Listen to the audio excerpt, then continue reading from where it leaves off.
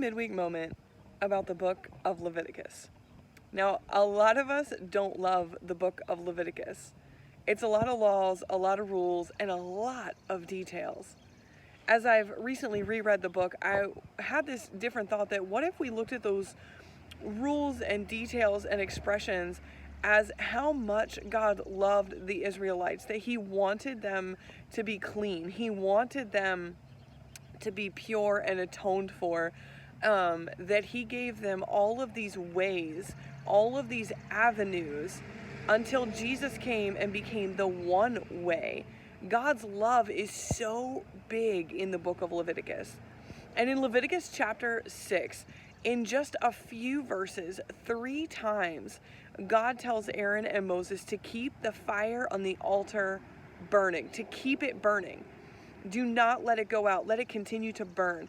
And I thought about a fire, especially in this spring as we're coming into summer and a season of growth, a season of life. If you're a flower planter, you know what it's like to keep something alive. It's a constant effort. It's a constant continuous putting in of time and energy, assessing, reading, looking at a plant or a flower.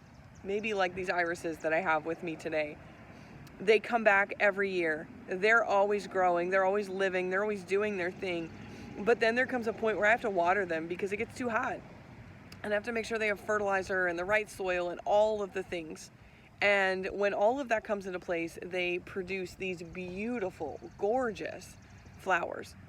The same with a fire is it takes effort to keep a fire going for a long time. You have to add wood on it. You have to stoke the fire. You have to make sure it has oxygen. There's a lot of things that go into that place. In that same way, we have to make sure the fire stays burning. The fire in our heart. There's points in the Bible where we hear that you need to remember the day of your salvation.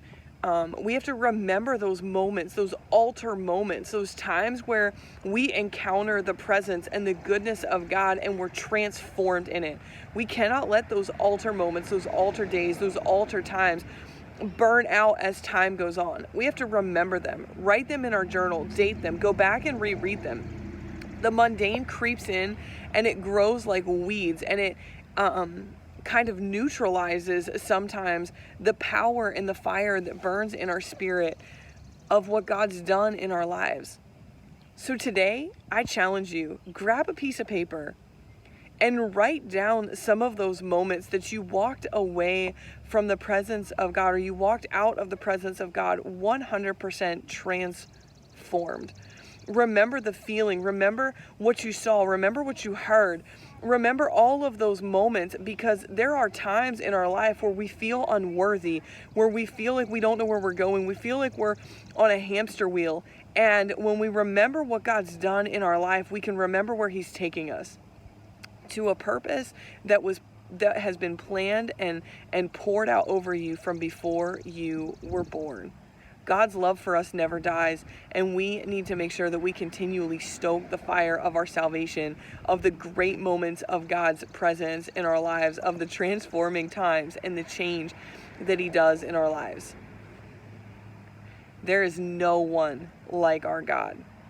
He is never fading, always loving, always happening, and always working. And He works all things together for the good of those who love Him. Have a great and wonderful Wednesday.